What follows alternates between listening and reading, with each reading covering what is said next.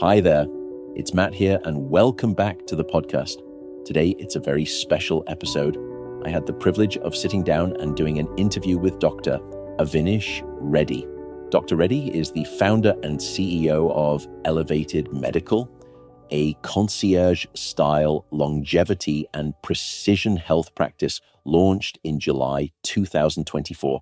If his name sounds at all familiar, it's because he worked alongside my good friend, the great Dr. Peter Attia, for many years. Dr. Reddy draws from extensive internal medicine expertise and collaborations with leading longevity experts. His practice uses advanced diagnostics, including full-body MRIs, genetic analysis, cardiovascular assessments, and metabolic profiling to create tailored health strategies for very lucky clients. I hope you enjoy this conversation with the wonderful Dr. Avinish Reddy from Elevated Medical. So with all of that said, Dr. Reddy, welcome to the podcast. Thanks so much for doing this. Thanks so much for having me. Oh, it's a privilege and a delight. And I know this is going to be a fantastic episode. The work that you do and the practice that you have is so profound in terms of its general medical applicability to society, yet it is remarkably sparse in terms of society's understanding of what this new forefront of practicing medicine actually looks like. I'm going to make the faux pas of calling you Avi because the listeners don't know, but you and I, we go back some years. And so I'm going to be informal. One of the things that you and I have spoken about previously, tell people how you think about your approach to medicine in the way of combining physical health with mental health and cognitive health. You go north of the neck. Tell us about that integrative approach and why you took it. Yeah, so many people talk about integration or combining these aspects of healthcare, but I don't really even think about it like that because they're so related. Everyone knows the way physical health plays a part in them feeling better or their mood being better, but they just don't think or understand that the reverse is true as well. People, and unfortunately physicians also, they're overlooking the idea of social connection and its effects on physical health. And this isn't just subjective. There's studies, there's objective data that tells us this also. I mean, how much do you think social isolation is increasing your risk of early death? So if you'd asked me that based on the fact that I hadn't been doing work in social loneliness and social isolation, I probably would have said 4 or 5%.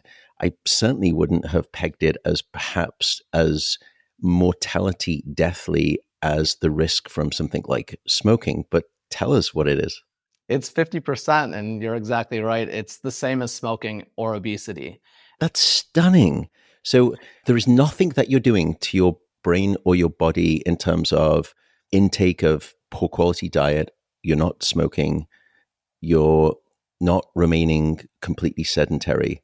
It's just the simple act of, do I interact with other human beings? Changes my mortality risk by 50%? Yeah, I mean, and people are so focused on macros and objective data, but we need to place a way bigger focus on these immeasurables. The strength of friendships, the strength of the family. 10 to 15 years ago, people didn't talk about sleep the way we do now. CEOs were bragging about 4 hours of sleep or pulling all-nighters. And look at the way sleep is one of the biggest pillars of health now and even longevity. I look at social connection, I realize it's gotten so difficult with technology and work from home. My hope is that in 5 to 10 years, we'll be talking about social connection the same way we do about sleep. It should become a fundamental part of healthcare. I love what you're saying. You know, I've never thought about it like that. Where is the last remaining pillar of manipulability that can change our mortality risk? And what you're telling us, I think, which is so powerful, is we absolutely do. And it's a huge lever. And if you move that needle, it has manifold consequences. Is it an issue that we need to have, firstly, number one, measures of pro-social, social connection, measures of loneliness? I know that we have some of those in psychology, but in medicine, I don't think we have like a formal set of pro-social or asocial measures that give doctors a sense of where does this person sit on the scale? And even if you did have them, where is the current standard of care protocol for improving social bonding? That's the hard part. We live in such a data-driven world, but people just need to take the idea that this is immeasurable, but it's something that I'm gonna make an effort to do. Yeah. And so often we'll say to colleagues or family, let's go out, let's do something. You stay inside too much. Let's go out, let's meet some folks. I think that's fine. But when it comes from family, sometimes it's just water washing over you and that's it. When it comes from your doctor with gravitas and with evidence, that could be the start of something different, at least. That said, though, I do want to try to walk through some of the at least major organ systems of the body. How do you think about these with your patients? I mean, you are one of the best practitioners in this space. Your services are going to be limited because there's only a limited amount of you. So I know not all people will be able to gain access to the remarkable privilege that is your care. So I want to step people through some of these systems. I want to start with the cardiovascular system. And we know that heart disease remains a leading cause of mortality. Give us the bottom line, boots on the ground in the trenches. What are those key contributors? Really, it's about cholesterol, but two aspects that people don't really think about is family history and lifestyle. One of the biggest indicators of whether you're gonna have a heart attack is, did your mom or your dad or your grandparents have heart disease or a heart attack or a stroke? And the second aspect is, do you exercise? What do you eat? Because lifestyle makes such a big difference in inflammation and insulin resistance. Both of these affect your endothelial health so much. Endothelium being the lining of the blood vessels. This is what puts you at a higher risk for heart disease. So let's get back to cholesterol. Most people know their LDL cholesterol or their LDL-C, but I wish more people understood or knew about apoB or apolipoprotein B. LDL-C measures the amount of cholesterol inside the LDL particles, and apoB measures the number of particles themselves, and that's a better predictor of heart disease risk. Imagine we're at an airport and we're trying to prevent accidents. apoB is the number of planes taking off, and LDL-C is the number of passengers on board. It doesn't really matter how many passengers are on each plane. What matters is how many planes are in the air. More planes means more risk. Same thing for physicians. It's apoB particle count that matters, not the LDL-C. But the story isn't just about the labs. There's patients with low apoB values that still have plaque in their arteries. At the end of the day, apoB gives us the flight count, but we really need to understand labs, lifestyle, family history. They all work together to understand our heart disease risk. And so you can't simply, as a doctor, simply rely on just that apoB number alone. I'm sure it's a fantastic start. And I know that some medical practitioners now, some doctors are increasingly requiring it as part of your lipid cholesterol investigation. Is it true then to say that when you look at all of those studies that used to use the classic LDL, HDL, all of those markers to see what was predictive of cardiovascular disease or cardiovascular death, yes, they had some predictive value. That's why we would always focus on them. But when people started measuring apoB and they inserted that in addition into the statistical models, it seemed to be that apoB had an even more powerful explanatory capacity on determining your cardiovascular disease risk. Is that true? And does that mean that we can do away with our focusing on things like LDL, HDL, VLDL? Help me better understand that. Right now, apoB is the best and most accurate way to measure cardiovascular disease. And the main reason LDL is less accurate is that as people have metabolic disease or diabetes, there's a huge LDL discordance. And so there's patients that have lower LDL numbers, but higher apoB markers. And that's specifically for the patient population that has metabolic disease and diabetes, which is honestly becoming a huge portion of not just the US population, but the world population as well. Okay, that's really helpful. So, Avi, you mentioned family history as being important, which, by the way, I always think is interesting when, if you were to ask any young doctors, you say, like, what's the most important thing for you to know about for someone's cardiovascular disease? One of the most important things, I'm sure they're all racing to speak about the most recent lipid biomarker discoveries. And you forget simple family history is incredibly powerful. But what other things are you measuring when trying to understand the cardiovascular disease risk? We need to understand our parents' and grandparents' medical history. We need to know whether they had heart disease and what age. Did they have a stroke? Did they have hyperlipidemia? Even did they have high blood pressure?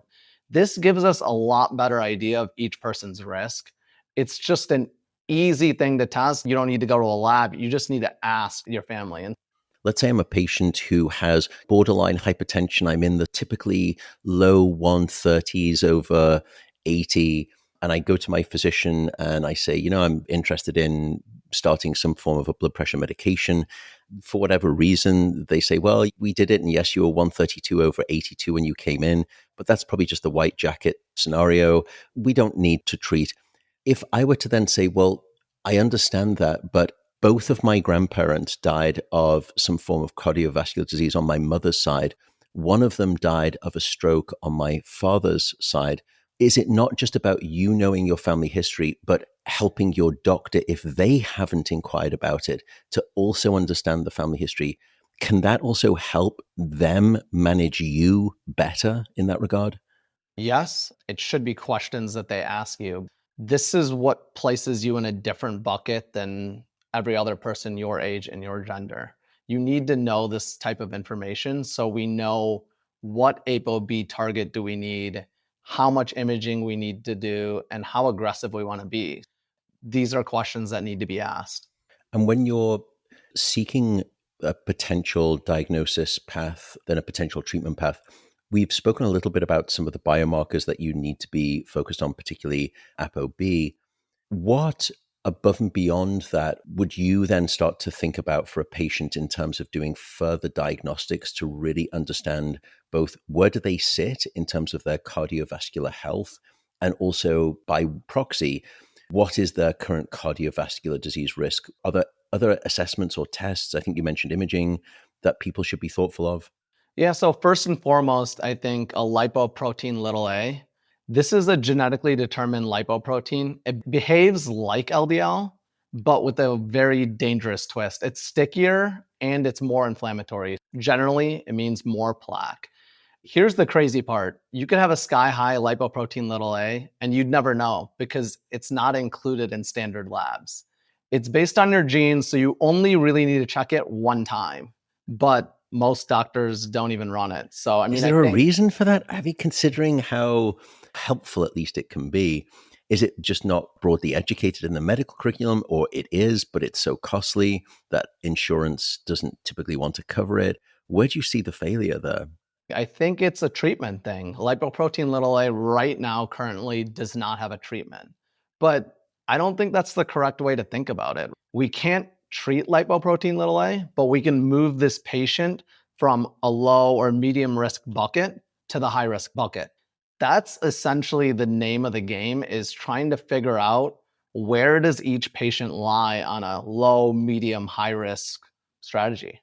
So we've measured apoB. That is a modifiable factor that will change. It will change with medication and lifestyle. Then you've got this LP little a, which is only have to do it one time. That will help structure you into one of those low, mid to high buckets. What else should people be understanding about the different types of then assessments further down the line? The next thing I like to do is get imaging that we already have that doctors just aren't utilizing enough of. I like to use a coronary CT angiogram or a coronary calcium score.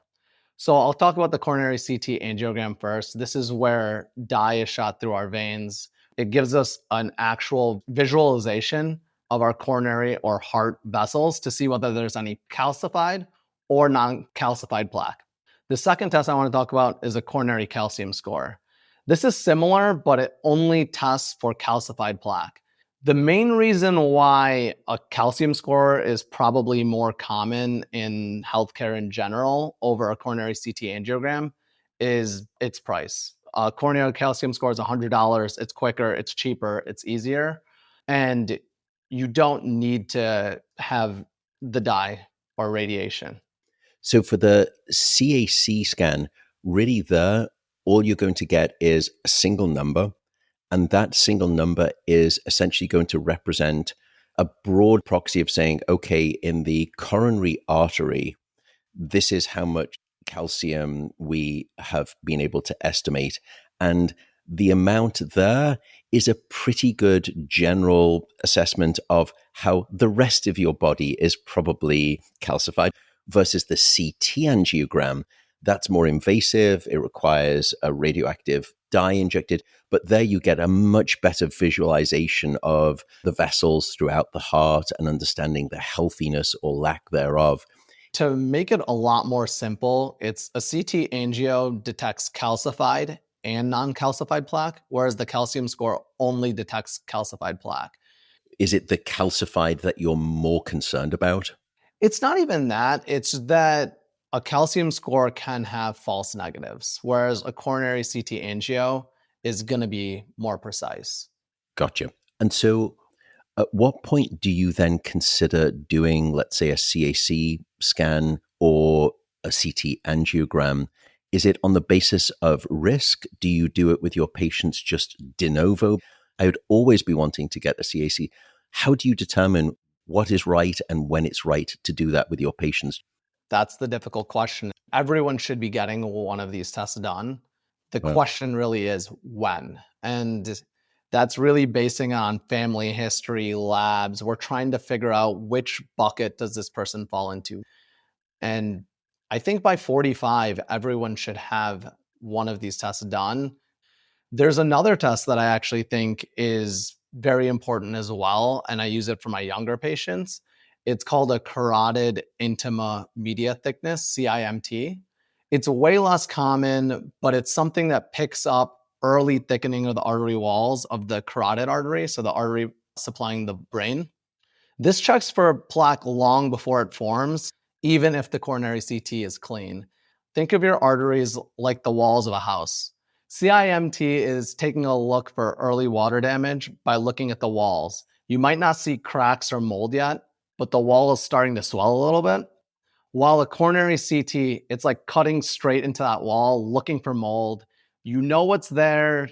You see the plaque, you see the narrowing, you see the calcium. It's the stuff that actually causes the heart attack. This is why I think a CIMT is actually pretty useful, because if we have younger patients, we may get a false negative with a coronary CTA or from a calcium score. And so if we're able to see that thickness from the CIMT, it shows us the plaque process has started a little bit. And that's the window where prevention works the best. so using this novel carotid artery assessment, it's sort of the canary in the coal mine. When you mention young patients, are you talking patients in the mid to late 30s? Are you talking even earlier than that? Yeah, mid to late 30s is exactly what I was thinking. You read my mind. Fantastic. A partner of today's podcast is the wonderful Branch Basics. Branch Basics are a small company with a big mission, founded by 3 women who went through serious health challenges and realized that one of the most powerful revolutions they could make was removing toxins from their everyday environment. That journey led them to create safer, human-friendly cleaning products, not to start a business, but to start healing. That story of Branch Basics is what made me so excited to bring them on as a partner. Supporting small businesses with a real purpose that are making a positive impact on the world is something I care about. And the product? I use their Branch Basics concentrate, which is a fragrance-free, plant and mineral-based, and somehow strong enough to cut grease in the kitchen, but gentle enough for baby toys and fresh produce. It's simple, it's safe, and it works, and it's not going to harm me. #love them. So please support them and check them out at branchbasics.com/mattwalker and use code mattwalker for 15% off. Again, that's branchbasics.com/mattwalker, code mattwalker. Let's come on to prevention strategies. What are your core recommendations for heart health? You go on social media and there's all manner of strange, odd, drink this potion and your heart is going to be the size of whatever it is. What are the real recommendations for heart health that you provide? Then maybe we could speak about treatment options and those that you would offer for people who are already at risk. First thing I want to bring up is prevention needs to be started early. The American Heart Association uses a 10-year time horizon. That's just not nearly aggressive enough. I would say that's almost reactive care, because when you think about a patient that's 35 years old, whether they have a high apoB or they have a massive family history of heart disease, what are the chances they have a heart attack in the next 10 years? It's almost zero. We need to start thinking about a person's risk decades and decades before that. We need to understand what are the chances this patient has a heart attack over the next 20, 30, 40 years. That's how proactive care is. It's about trying to treat a patient before the plaque is in their arteries. And this is really, in some ways, this new version of medicine that I know you and Peter has also been describing too, which is we understand the event horizon, and then you can backcast from that really fairly understood future risk condition. But where you need to be intervening is just so much earlier than where we are now. No one's ever told me about a 20-year plan for my cardiovascular. I mean, you start a new job and people will tell you about the 40 or 50-year plan for your retirement, but no one's telling you that about your heart. I actually have a pretty good example of this. I have a patient that's in their late 30s, I think 39 years old, no family history of heart disease, but we did get a coronary CT angiogram and it showed a little bit of plaque, just a tiny bit of plaque, which puts him at the 84th percentile for his age. He's at low risk for a heart attack for the next 10 years, but my goal is that this patient at 39 years old won't be high risk at 50. Instead of him being at the same trajectory of 84th percentile, I hope when he's 50, that same plaque will be the exact same and he'll be at the 14th percentile risk for heart disease. I love this example. This is such a good, I think, demonstration to folks as to why people are desperately clamoring onto the wait list to get into your practice. I mean, the fact that you can, with precision, be 84th percentile, that's the level at which all of us would hope for care. What are the lifestyle factors that you would think of as preventative strategies in terms of improving cardiovascular health? There's obviously two things, nutrition or exercise, that people always want to talk about. When it comes to cardiovascular nutrition, there's not like a specific diet that studies are showing that we need to follow. I try and focus on whole foods and limiting saturated fats. We know saturated fats increase inflammation and apoB. And so as a proxy, I just try and think, what can I do that's good for lowering apoB and improving my endothelial health, which we talked about earlier. I think it's heartening that you're bombarded with this diet, this particular way of eating, and this is such a third rail. It's such a lightning rod that I'm sure when people hear, there's not necessarily one diet that it's sort of like the Lord of the Rings, one ring to rule them all. There is no diet to rule them all when it comes to heart. Yeah. And I'm sure people will say, no, but my diet is. But really what you're just saying is it's really about the thoughtful, sensible way of eating, which is taking a whole foods approach, trying to watch out for saturated fat. Do that, and you're probably 80% along the way to having arguably the perfect nutritional, approach to cardiovascular disease. But having said that, you were just, I think, about to come on before I interrupted you, to exercise. So for exercise, I like to think about it in two buckets: cardiovascular exercise and strength training. When we think about strength training, it has a very, very limited role when it comes to cardiovascular health. So at this time, I'll just obviously focus on the cardiovascular exercise part. There's two metrics that I look at specifically. The first one is very, very easy to do. So I always mention it to my patients. It's heart rate recovery. Specifically, how much does your heart rate drop after 1 minute of peak exercise?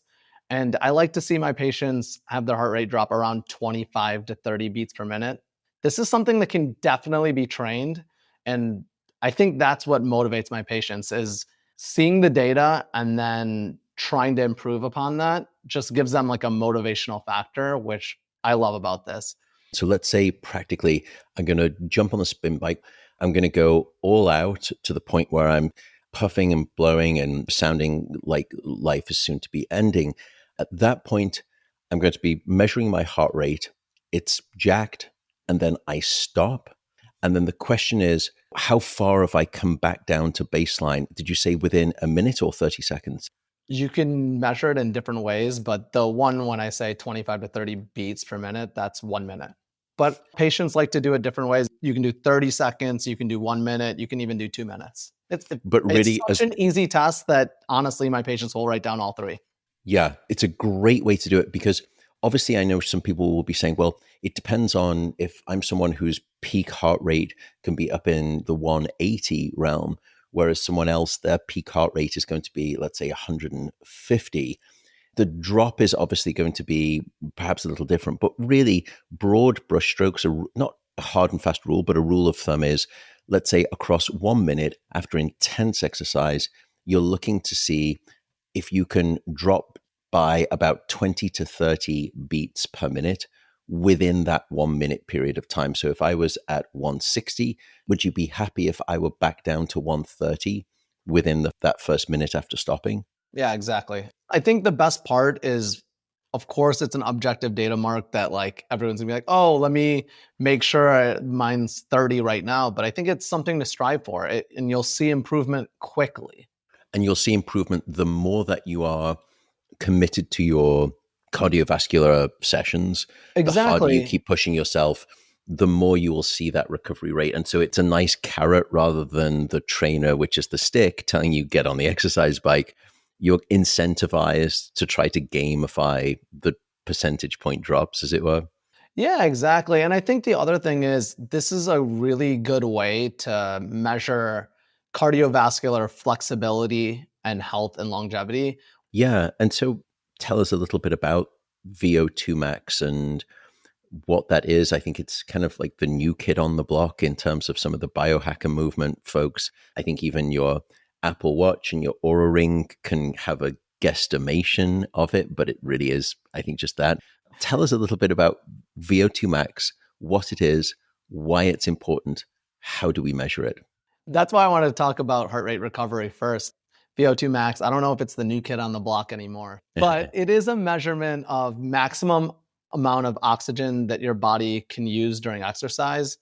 It's obviously one of the best objective measures that we have for cardiovascular fitness, and it's one of the strongest predictors for longevity.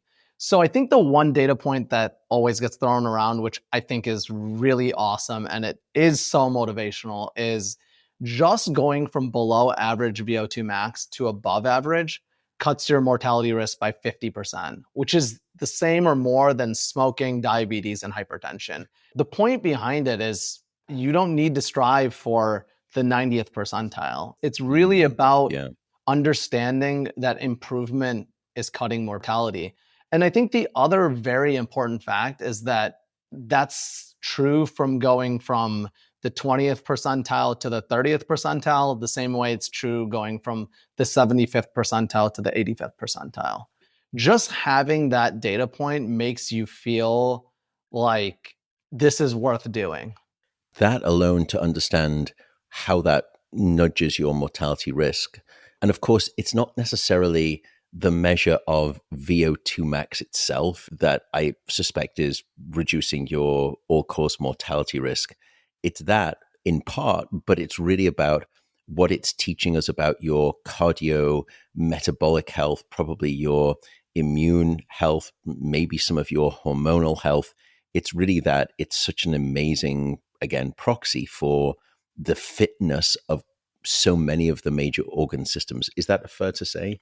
Yeah, I think more than anything, it's a proxy for saying this is how much I work out. Exercise is important, and this is a great way to track it. It'll be very hard for you to find someone that's at the 85th percentile or whatever you think is a good VO2 max, and they're not exercising. Yeah, very true.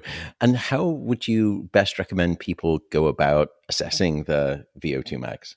Now it's become so popular that there's going to be a place in the city that you live in that can measure your VO2 max. Of course, that's going to be probably the most accurate way you can do that. But Apple Watch or whatever wearable you do, it does track it. And in general, what you're tracking is trends. I don't think that the Apple Watch or the Whoop or whichever one you use to track your VO2 max is accurate. But again, directionally, the goal is to just improve. And I try and get my patients to understand that data is there for a reason, and it's obviously very important. I just mentioned 1,000 different data things that I track, but I think it's important to understand that we're tracking trends, we're tracking improvement, and I want my patients to feel like everything is doable and it doesn't need to be all or nothing. Okay, and so really the two take homes here are don't think that you have to go to the extremity of an elite athlete to get a huge benefit.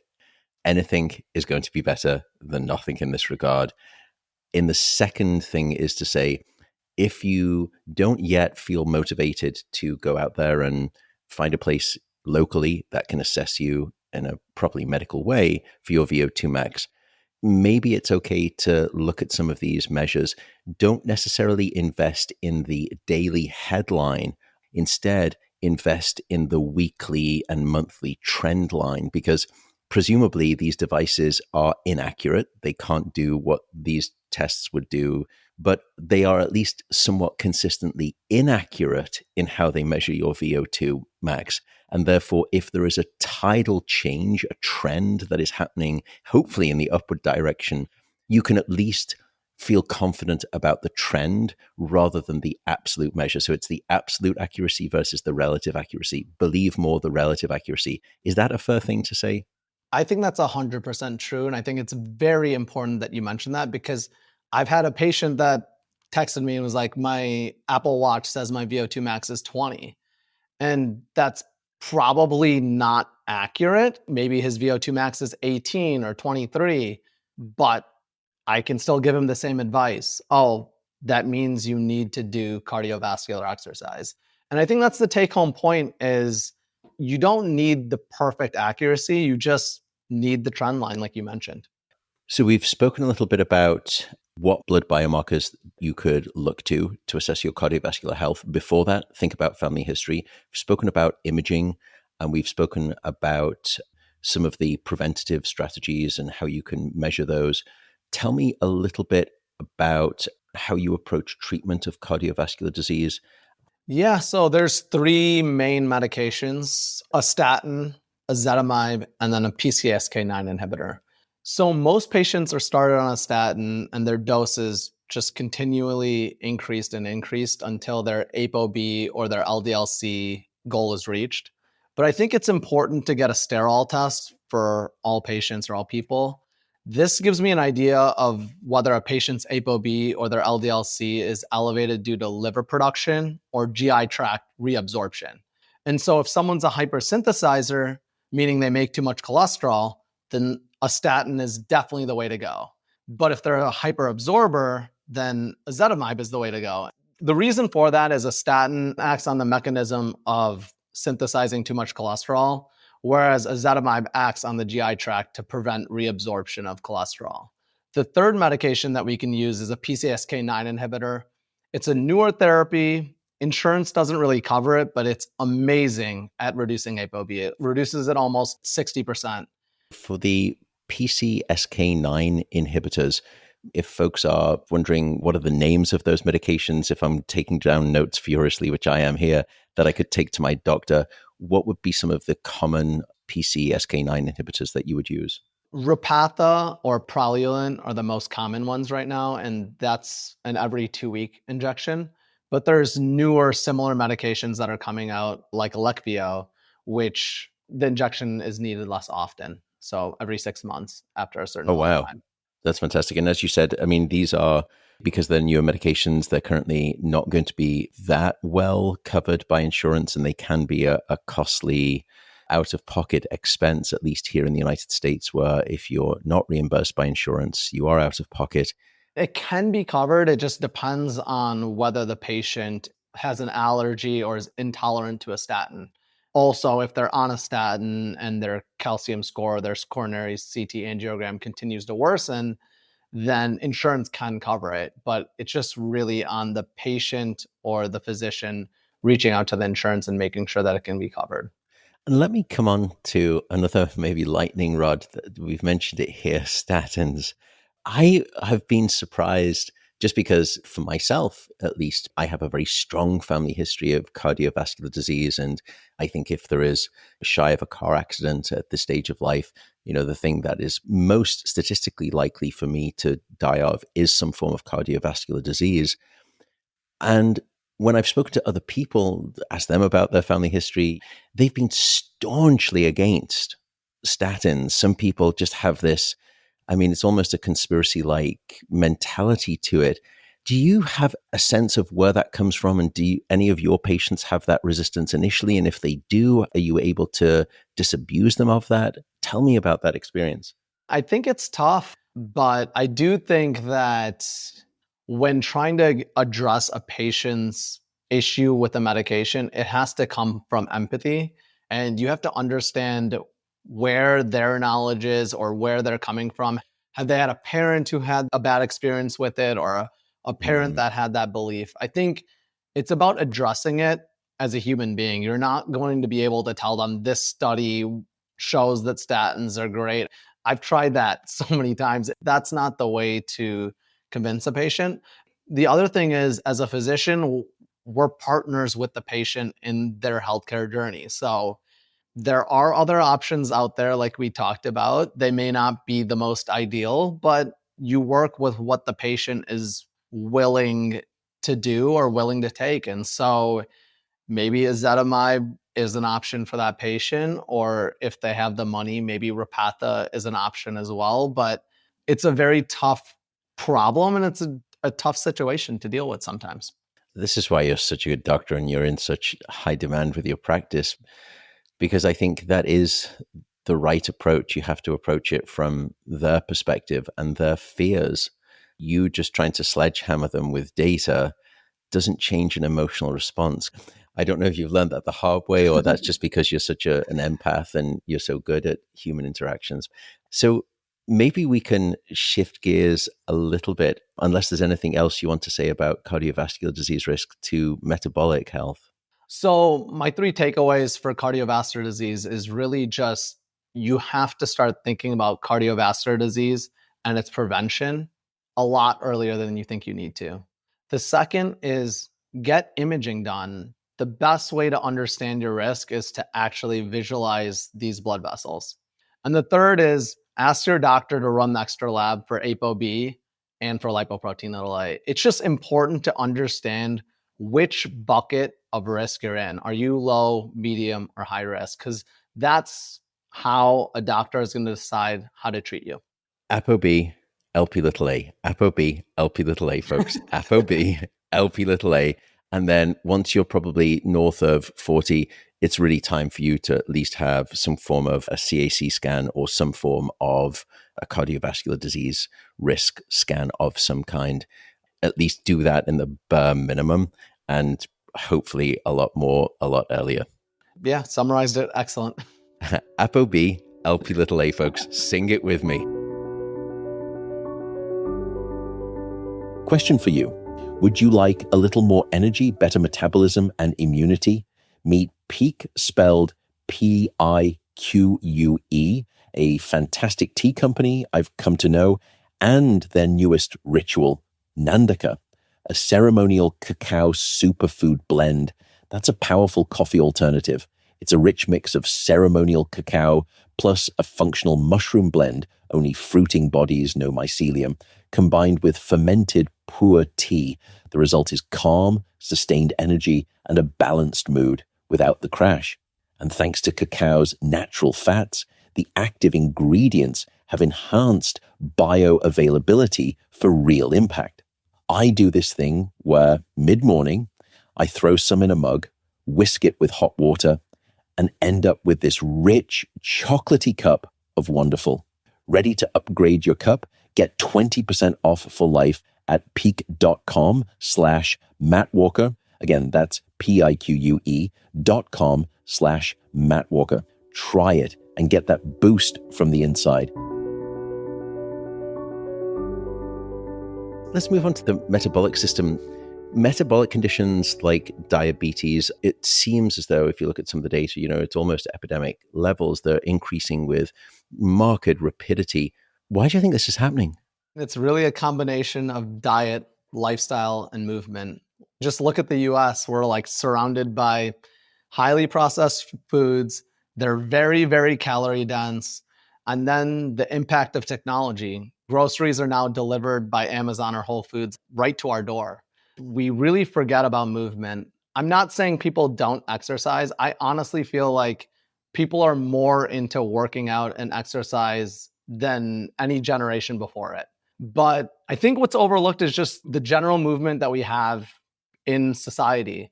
We work from home, or when we go to work, we're sitting on our laptop for 10 to 12 hours or however long we work. That just wasn't the case 15 years ago. At least people were going in and out of meetings or meeting people for lunch. There was a lot of travel to and from. It's kind of crazy, but I actually had a patient that went to Italy for 4 weeks and she came back, she lost 5 pounds and she was completely shocked. She was confused because she ate unhealthy and she didn't go to the gym even one time. She even asked me beforehand, should I wear a continuous glucose monitor? But I told her, just enjoy your trip. It's like a once in a lifetime thing. Just enjoy your 4 weeks.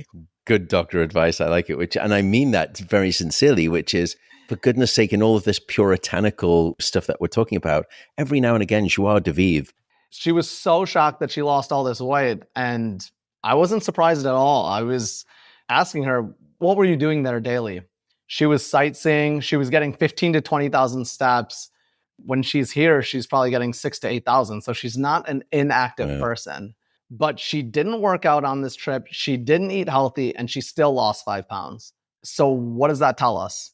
General movement makes such a big difference. Even if you're working out 6 times a week, general movement is the key.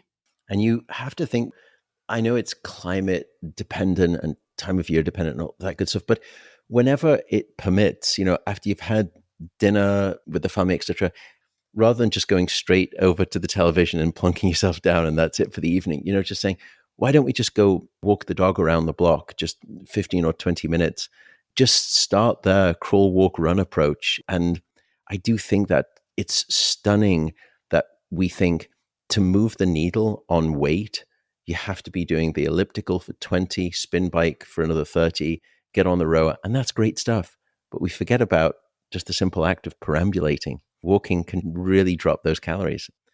I completely agree. I think people track VO2 max and all sorts of complicated things, but sometimes the simplest thing is just tracking steps. People wear an Apple Watch or an Oura Ring, and I don't think they realize that they're only getting 3,000 to 4,000 steps. And so that just small, tiny thing can make such a big difference. Yeah. And it's largely painless.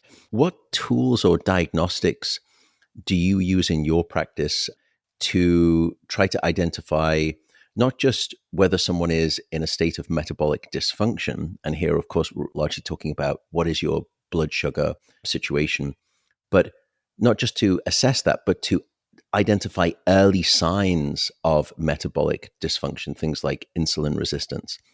Yeah, so in primary care, we've relied on A1C and fasting glucose for a long time. And they're great for looking at population trends. But I think when it comes down to detecting issues early and at the individual level, they're just not sensitive enough. I check a fasting insulin though, because it gives us a 5-year head start compared to A1C and fasting glucose. We often see a fasting insulin start creeping up much earlier in their metabolic journey, even before glucose or A1C starts to change. But I think the problem is, again, doctors just aren't calling this into the lab for patients to understand this data point. And then if you want to get a little bit more technical, I even do an oral glucose tolerance test on my patients. Most people know this as like the pregnancy test where you drink the sugary drink, but it's actually one of the best ways to evaluate the way your body handles glucose and insulin. We check your fasting glucose and insulin, then you drink the glucose load, then we recheck your glucose and insulin at 30 minutes, 1 hour, and 2 hours. So really what we're looking for is how quickly your blood sugar rises and then seeing how quickly it comes down. We're also trying to see how high it spikes. And then we're also going to be looking at the insulin to see how effectively it brings your glucose up and down. We really want to see, is your body producing too much insulin during this test? Because it's a really early sign for insulin resistance. I think this test is super important because it's a dynamic test rather than worrying about fasting labs only. It helps catch metabolic issues before they show up on routine labs and when they're still totally reversible. When it comes to that metabolic dance regarding insulin and how it's used to regulate your blood sugar, maybe we could just take a step back. When someone says they're insulin insensitive or they're insulin resistant, how does this work? Is it that you can have high blood sugar because you're not releasing enough insulin, so your body is not sensing the spike in glucose, and therefore it's not telling your body release insulin, which means that cells in the body will sort of stick their straws out and suck in the glucose from the bloodstream? Is that one version of it where you're just not able to sense the spike and so you don't release enough insulin, versus you are releasing enough insulin, but the cells themselves are not listening, as it were, to the insulin signal. And so the body is having to overproduce insulin because they're really being very stubborn and they're not responding to the insulin.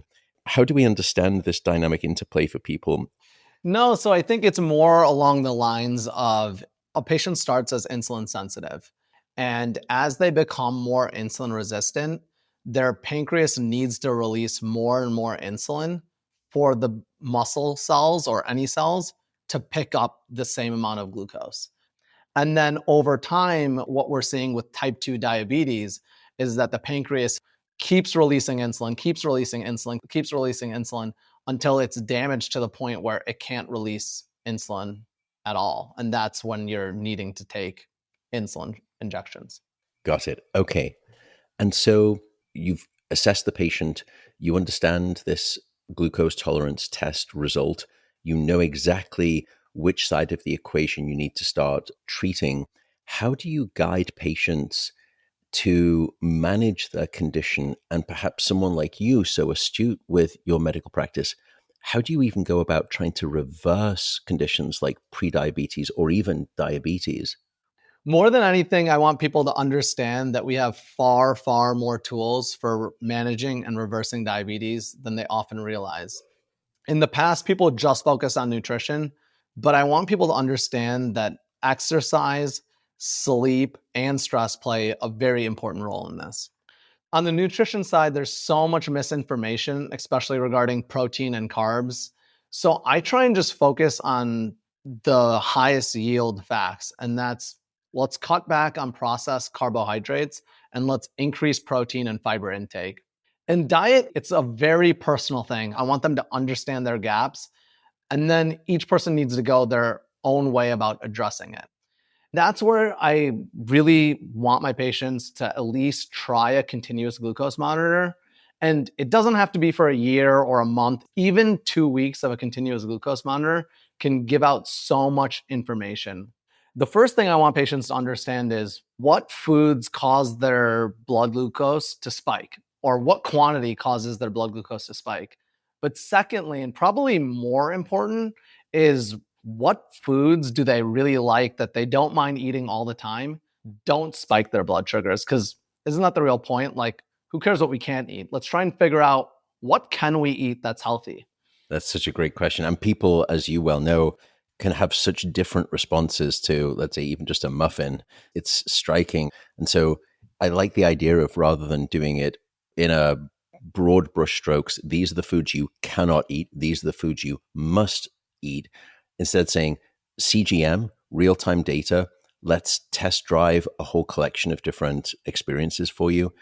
And that's how you're dialing your patients in a unique snowflake like bespoke manner. Is that fair to say? Yeah, 100%. The other thing, which maybe your audience is pretty familiar with, but sleep and stress are just as crucial. I see patients that are wearing a continuous glucose monitor, and it's eye opening. They'll have a bad night of sleep and eat a healthy meal, and their blood glucose will spike. This is the craziest. I have a person that's been in a high stress meeting. They haven't eaten all day, and their blood sugar spikes. It's not just diet, sleep, and stress. Everything plays such a big part in glucose control. Yeah, it's stunning. I've seen this because I wore a CGM for a while. My sleep, and I hate to say this because, of course, I'm going to say it, the sleep guy, but it was striking how I would have just something as benign as a protein and some root vegetables, really a pretty clean dish. But goodness, it was less about the spike. It was more for me about the area under the curve, that the persistence of that glucose versus coming down rapidly when I had not had a good night of sleep was striking. That's an excellent point. And then you'll also notice the person that eats food late at night and their blood glucose is just pretty much stays high for almost 3-4 hours because they're sleeping. And if they're wearing a sleep tracker as well, it reduces their quality of sleep as well. Yeah, that sustained, even just from a thermogenic perspective, we know that you have to get cold and stay cold to get your sleep, and particularly your deep sleep. And just maintaining a higher metabolic rate and a higher core body temperature is going to be modifying your sleep. So then tell me a little bit about your take on diet. I know we spoke a little bit about this when it came to cardiovascular disease, but what about this notion of time restricted eating, time restricted feeding, whatever you want to call it, intermittent fasting? Where do you stand on that? I think intermittent fasting it's an excellent way to calorie restrict. It's not the intermittent fasting that helps the glucose control or the insulin sensitivity. It's the fact that people that intermittent fast, they end up eating less calories, which is the whole point anyways. So for certain patients, intermittent fasting is excellent. I think the one difficult portion that people have when they're intermittent fasting is, how do I get enough protein? Obviously, diet's always personalized. So there are patients that I 100% recommend intermittent fasting for. And that's the type of patient that has a hard time limiting calories without using this intermittent fasting or time restricted feeding. Gotcha. Okay. And so it's not necessarily anything wondrous autophagy process of complex downstream biochem. It's really about intermittent fasting, just helps you eat less. That's the key. The result is simple, but it is an important thing. It's hard to reduce calories for some people, and that's a very easy way to do that. I know I'm going to throw you a wild card here, or curveball, whichever the Americanism is, but in all of this, where do you stand on the GLP-1, sort of the semaglutides, the Ozempics of this world? Do you have a stance? How do you think about this? I know it's probably unfair to put you on the spot, but any thoughts? I was waiting for this question. I figured it You was know me coming. too well. I figured it was coming. GLP-1s, they're an excellent option for diabetics and for patients that need weight loss. There's people that are vilifying it, and then there's people that are saying it's the perfect magic bullet. But I think the reality is it's somewhere in the middle. It's not perfect for everyone, but for the right person, it's excellent. That's what I want people to take away from these medications, is that you can't stand on one side or the other. It just needs to fit for that person. And the determination really of fitting for that person is, how do you think about the GLP-1s for managing your metabolic health, meaning your blood sugar and also your weight? it's those two lenses, either one or the other or both combined, that you would typically use to see a use case for a patient? Honestly, it's both. I mean, it is such a good medication for diabetics. If you have a patient that doesn't need weight loss, but that's a diabetic, I think that's the tough part is you don't want them to lose weight, but it's an excellent drug for diabetics. And then for weight loss, I don't need to say much about that. It's Yeah. obviously an excellent medication for weight loss, and we all know that. Let's switch systems to something that many people don't think about when it comes to their medical health. They'll think about, how is my heart? How is my blood sugar? Maybe they'll think about, how is my VO2 max, my respiratory system? They'll think maybe about their hormonal health. But we often don't think too much about our musculoskeletal system. We know that as we age, the health of both muscle and bone become increasingly important. What do you think are the biggest risks to the musculoskeletal system as we age? And is there anything that we can do about it? I mean, help me, Obi-Wan Kenobi, give me a Pollyanna if you can. How can we think about that? For the muscular side, we have to focus on preventing sarcopenia, which is the age-related loss from muscle mass, strength, and function. And it's not just strength in the gym, because I think people are always talking about, I'm strong, I'm strong. But I think you have to understand that you need to build up as much strength as you can because it impacts how well you move as you age. When you see older people like your grandparents that are struggling to get out of bed or struggling to walk up the stairs, it's generally not the cardiovascular reason, it's the muscle strength that prevents them from being able to make those movements. From the skeletal side, the concern is osteoporosis, which literally means porous bones. So as bones become less dense, they become more fragile as well. When we talk about protecting the musculoskeletal system, the goal is to get both of these facets as strong as possible through our 40s, 50s, 60s, and 70s, because after we get to that age, inevitably, we're going to be deteriorating. And so the lifting of weights is really just to prevent you from falling off a cliff and making it more gradual. So it's really about, how do we slow that age related deterioration down? And in some ways, what's most frightening is the strength of those muscles will determine how well we move. Because, of course, one of the greatest dangers as we get older is that we have a fall, and those falls can lead to fractures. And you can probably better tell me what that risk consequence is. When it comes to bones specifically, unfortunately, the strength of the bones is made through our teenage years until like late 20s. So the goal is after the 20s, we just need to do enough strength training to make sure that we don't deteriorate after that time period. And for women, also, hormonal replacement therapy becomes a very big option to prevent this deterioration of bones. You mentioned falls, and I think that's a very, very important factor for lifespan because if you have a hip fracture after the age of 70, there's a 20 to 30% increased chance that you pass away in the next 12 months. So let me say that again. Goodness me. Yeah, there's a 20 to 30% chance that you pass away within 12 months after a hip fracture.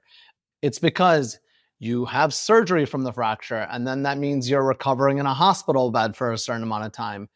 You lose a lot of muscle Oh, of strength course. and muscle mass, and you lose strength in your bones. And inevitably, that can lead to another fall, which leads to another hip fracture. So it's just a cycle of inevitability and deterioration. Guys, we all need to be doing some form of resistance training throughout our entire adult lifehood, but it's especially perhaps rare to make that recommendation in that older population, because that's a time when people are probably less likely to be thinking, I should be going into the gym and lifting weights, when instead it's just as important for them when they're in their 60s or 70s as perhaps when they're in their 20s and 30s. Yeah, I completely agree. Especially as we get older, if you don't use it, you lose it and you lose it quickly. And so it is Mm. very, very important that we continue to try and lift weights and try our best to progress, even though we know we're not going to. It's the thought that we're trying to lift heavier and heavier. And in that regard, I suppose it's not that difficult to assess, are my muscles getting stronger? If you track it, you can see your progression, etc. But I think it's people are at a loss. If I were to say, what's the best way to measure the strength of your bones?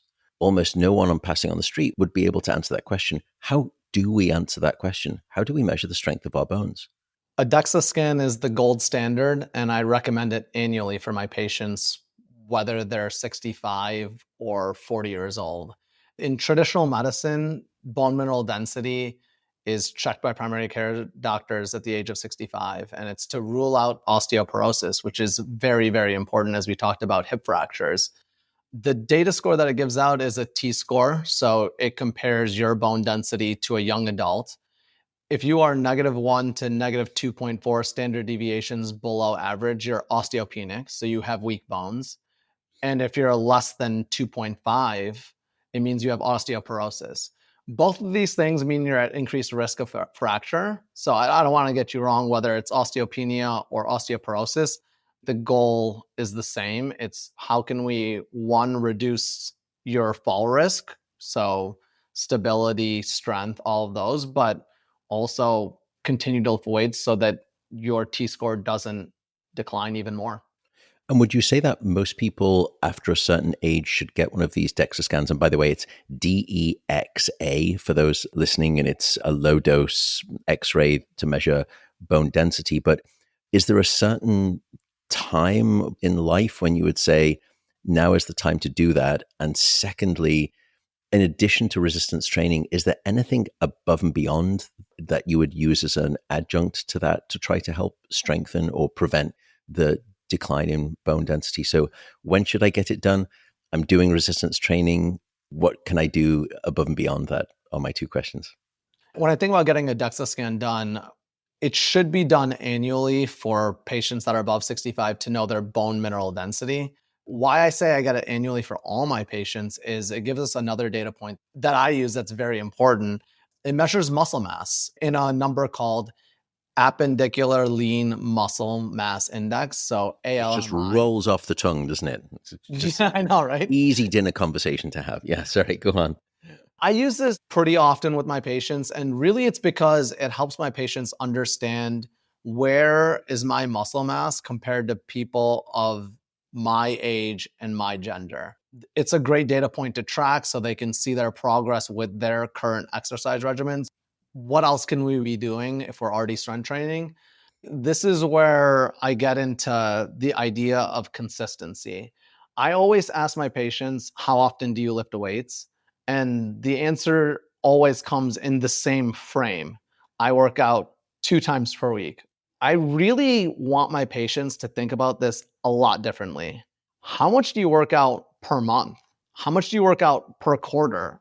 Because I think that gets my patients to think about this in the broader idea of I travel, I have vacation, work gets busy. They're always inevitably thinking about the most ideal week. Oh, I worked out 3 times per week, but how many weeks are you missing?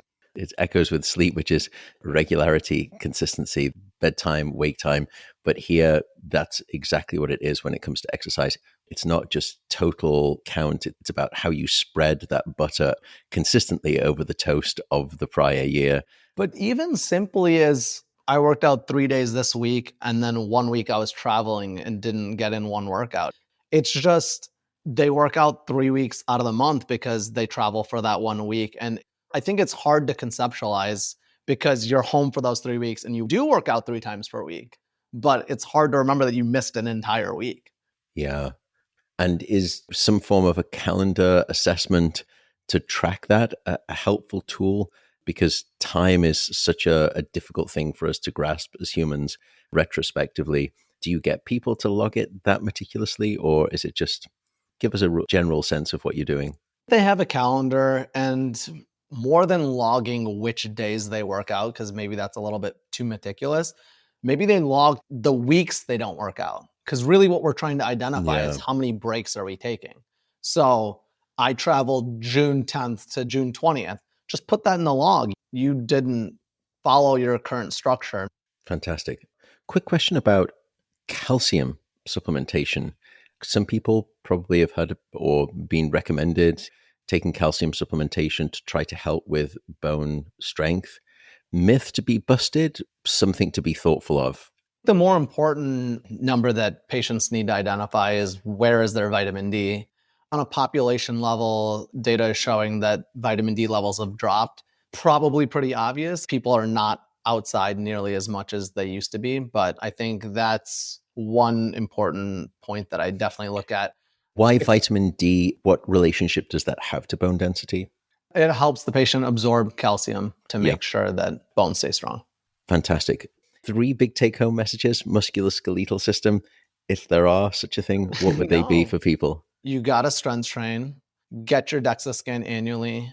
That last part that we talked about, it's pretty important. We got to stay consistent. And it's the thought exercise of how many times did you work out over a longer time period?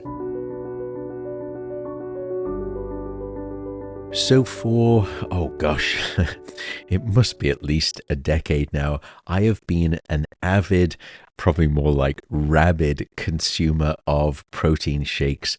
But the hard thing, honestly, in the supplement space, if you really understand and do your diligence, is this critical thing called trust.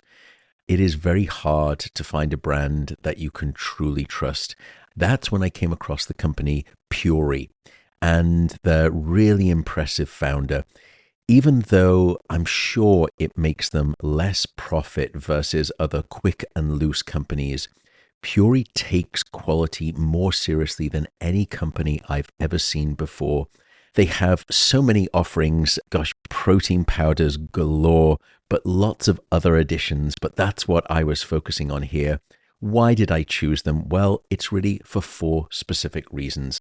Number 1, they are free from hormones. Number 2, they are free from GMOs. Number 3, they are free of any pesticides.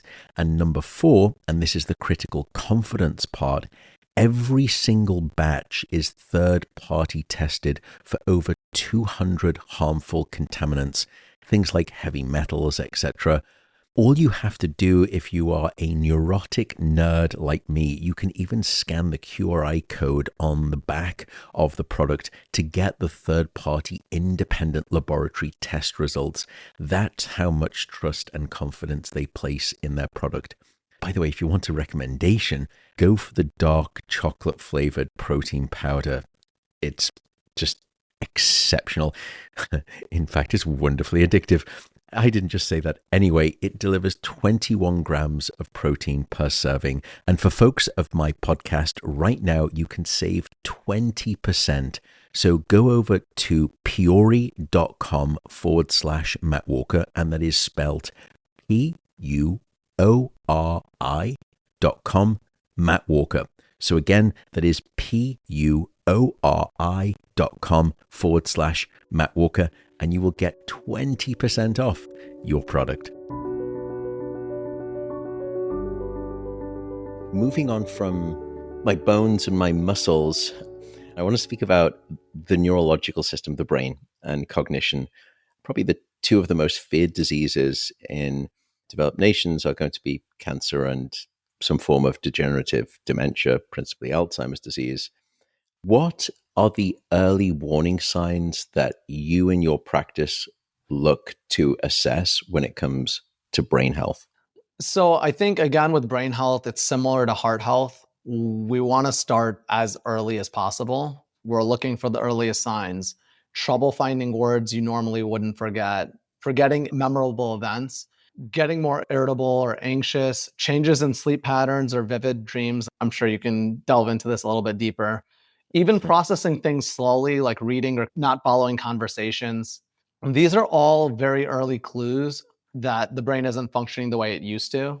And it can give us an idea years and years before a diagnosis that something's going on. And then as a physician, I look at biomarkers like blood sugar regulation, inflammation, and vascular health. But I always tell my patients, if something feels off, don't track it to, I'm just getting older. Because the earlier we catch these changes in brain function, the more we can do to try and prevent it. And so that sort of forgetfulness, I think it's It's always so hard, isn't it? This is not just, oh gosh, I've lost the keys for the car. And sometimes that's distractibility. Sometimes you weren't paying attention. But if that's happening somewhat consistently, and then let's say your friend, you can't quite remember the husband's name, and you've done that maybe 2 or 3 times, and you've known them for almost 20 years. Is that the sort of more concerning level rather than just simply saying every now and again, I can't remember my grandchild's the name of their best friend, it's gone out my head. It's the more consistency, the more things that you should expect you should be remembering and you're not. How do you pass the worried well from the let's look into this more bucket? I think you nailed it on the head. It's more of getting an understanding of, is this something important that I forgot, or is it something more menial? If it's something important that you generally wouldn't forget and you have now, that means that this is a change that's occurring. So in your practice, you will often take some approach to assessing neurological health by looking at certain biomarkers. When you're thinking from the perspective of elevated medical, which for folks, again, this is Dr. Reddy's practice, how do you think about inflammation and vascular health as impacting cognitive health and your disease likelihood? Both play a much bigger role in brain health than most people realize. When we think about Alzheimer's, I feel like we picture memory loss, but disease starts decades and decades before that. It usually starts with chronic inflammation and poor blood flow that's slowly damaging the brain. The brain is an incredibly active organ, and it has much higher demands than other organs for oxygen and nutrients. And that supply comes from blood vessels. If those blood vessels are inflamed or damaged, the brain doesn't get what it needs to function well. Over time, that adds up. We see this in patients with high cholesterol, smoking, hypertension, and diabetes, which are all risk factors for dementia. Inflammation doesn't just limit the blood flow, it interferes with the brain's ability to clear out waste, like amyloid plaques. And that's one of the earliest triggers for Alzheimer's. And here's the part that actually matters. This whole process can start in your 40s or even earlier. And so that's why I try my best not to wait for symptoms. I like to look at vascular risk factors like apoB, blood pressure, and insulin resistance as the earliest signals.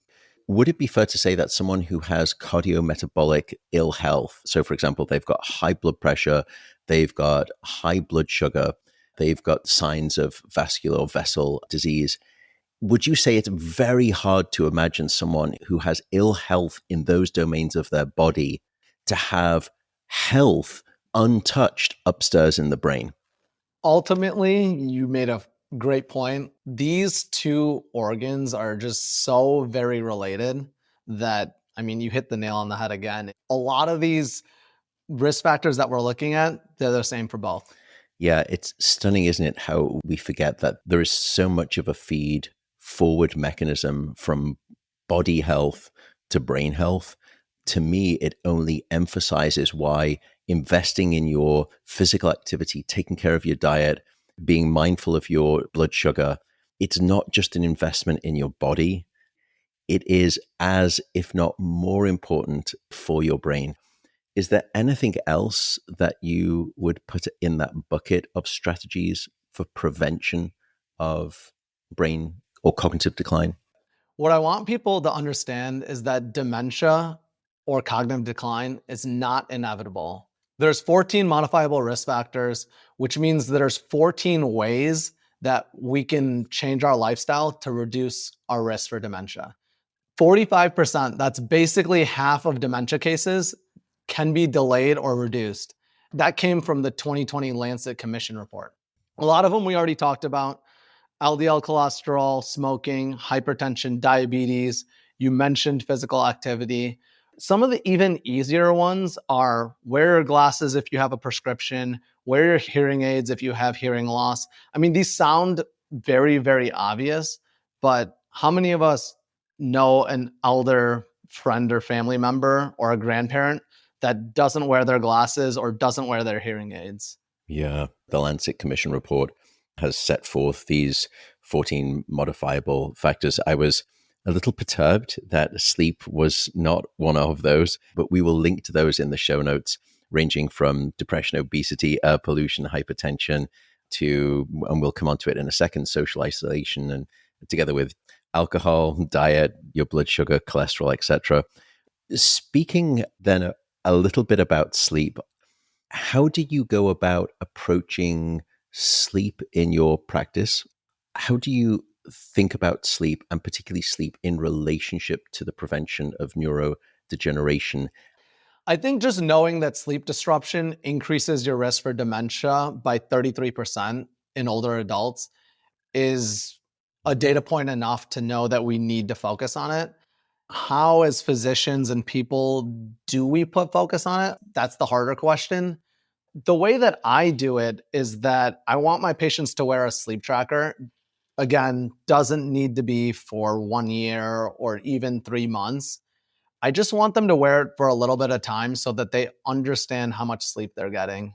Patients think that when they go to sleep at 10 p.m. and they wake up at 6 a.m., that they got 8 hours of sleep. And I think wearing a sleep tracker just gives them that knowledge that not every minute in bed means they got exactly that amount of sleep. My goal is for me to convince them to change their behavior.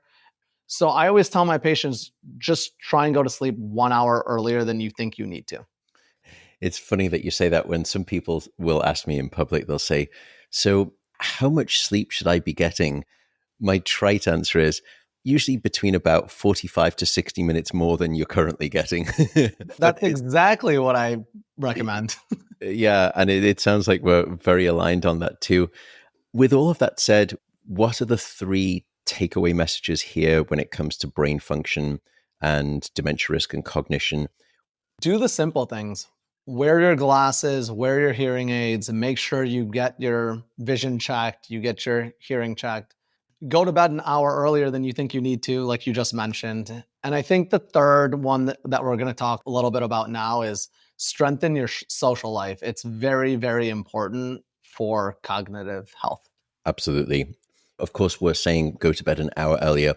That's assuming that you don't have any sleep issues or you don't suffer from insomnia, because the getting into bed when you're not sleepy is sometimes not the best piece of advice. But you mentioned the switching gears to finally what I think is the encapsulating penumbra of all health.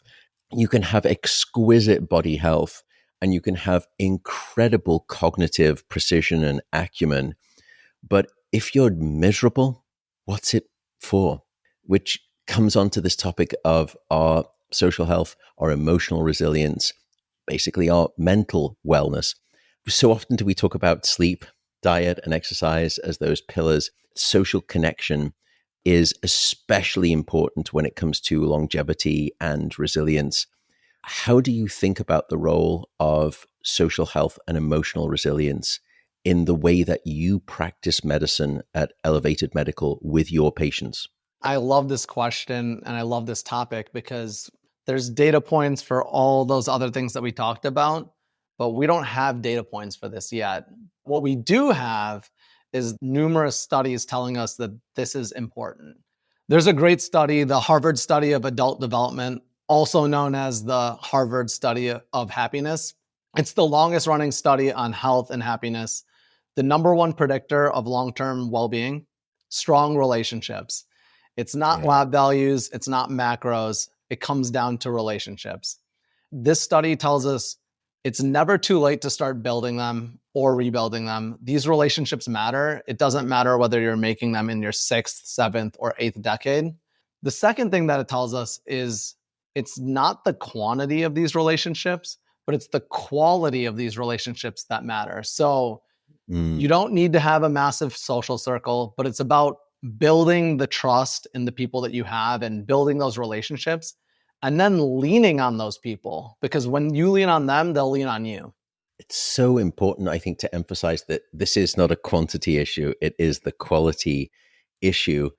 What do you say to people who are either in the 20s or 30s, 40s, 50s, or 65 and older, maybe they've lost, in that latter circumstance, they've recently lost their spouse, and their spouse was their world. Do you offer any strategies or recommendations as to how you can try to increase your social connectedness? Join a walking league, join a pickleball league. We get so focused on thinking about exercise, diet, social connection, like they're all separate buckets. It doesn't need to be that way. And honestly, it shouldn't be that way. Why can't we incorporate exercise into social connection? And so that's what I definitely tell all my friends, my family, and my patients. Join a league, any type of league that you enjoy. And then, secondly, wear your hearing aids. As you get older, I've seen the patient, I've seen the family member that stops wearing their hearing aid, and it affects two of the modifiable risk factors for dementia. You're one, not wearing your hearing aid, but two, you're losing that ability to socialize. It doesn't mean that you don't still see the grandparent or the older individual that's at events, but you can see they can't follow conversations. And so they're just a little bit disconnected. Just ensuring that you do these simple things can help and go a long way. Incorporating all of this into your lifestyle will allow you to build these relationships. That notion of joining social groups, it's so important. And I know that people listening will have such an energy inertia block, in part because of fear that you're afraid of going along to something by yourself. But rest assured that so many people have gone along to those clubs by themselves to begin with, and they are so welcoming. I think the other thing to get past that almost social phobia of wanting to join something just for the sake of joining it, sometimes because we do a lot of work in the elderly and we have a large program on aging and sleep, when we speak to these people, yes, there is just this rife sense of loneliness. We often also recommend volunteering, so engaging in community service. That often allows you to connect with other people. And if you are worried about going along to a social group just for the sake of trying to make friends and meet people, at least the volunteering, the engaging in community service, it's the Trojan horse to get you into social connection. You're doing it because you want to help others, not necessarily because you think, here I am, I'm a lonely person. I think it's a great point because it gives them, one, gets them into the community, but two, it gives them purpose.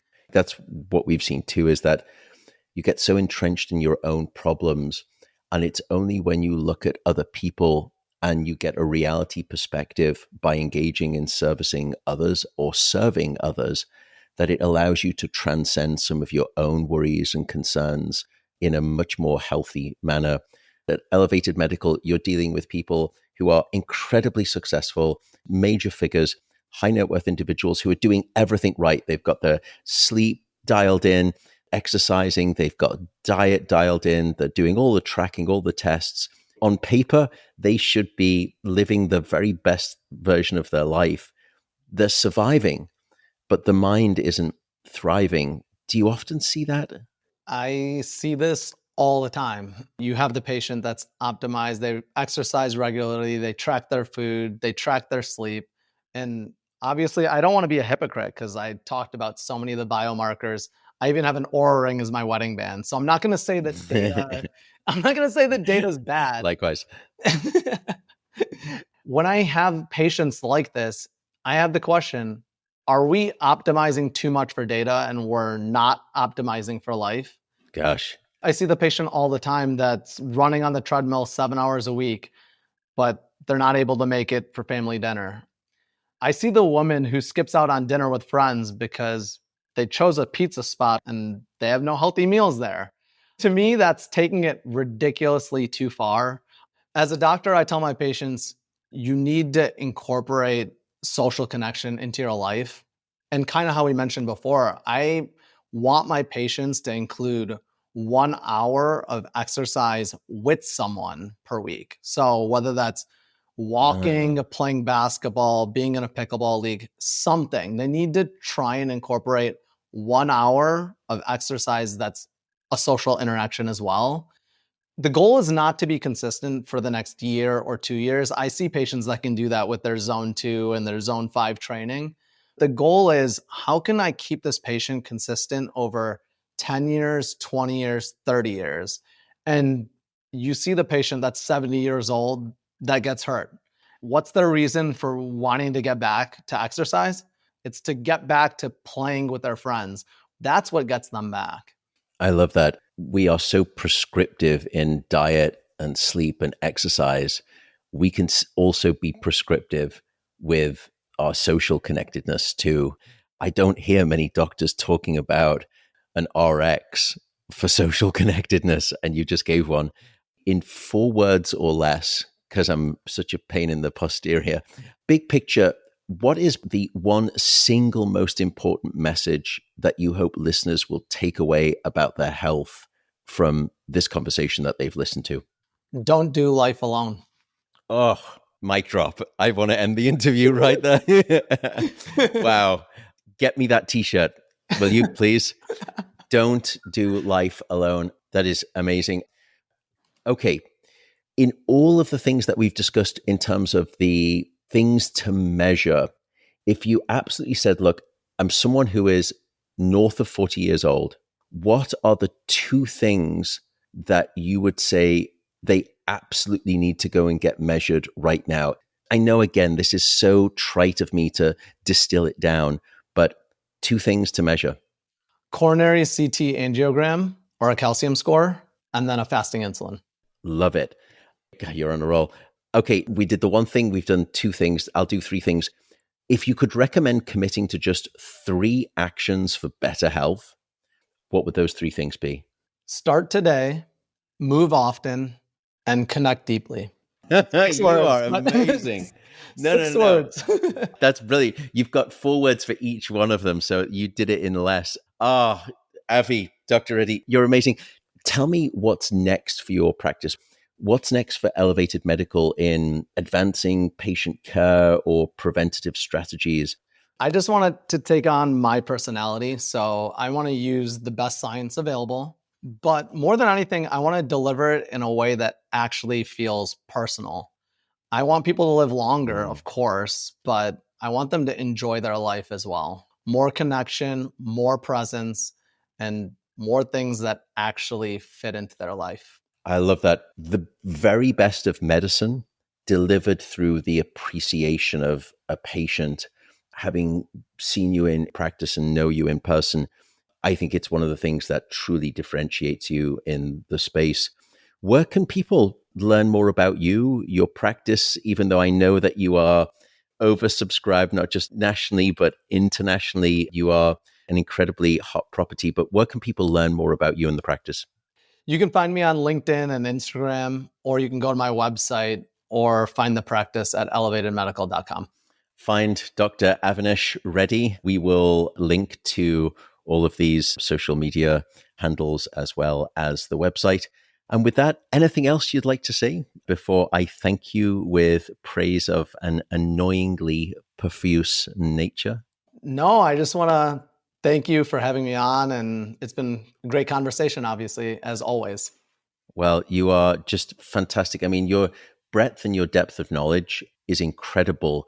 But to me, it's really about how you integrate all of those together into this holistic vision of the new version of medicine in a way that when I was at Queen's Medical School, it's such a radically different world. You're so high on the empathetic sensitivity scale that you can understand a patient so very quickly. It's not just a do it this way or no way at all. It's like a Savile Row suit that is tailored to every person. And it's so different because people are so different. Having a doctor that appreciates that rather than force feeding you is such a refreshing take. Avi, for who you are, what you do, thank you so much for coming on the show. Thank you so much for having me.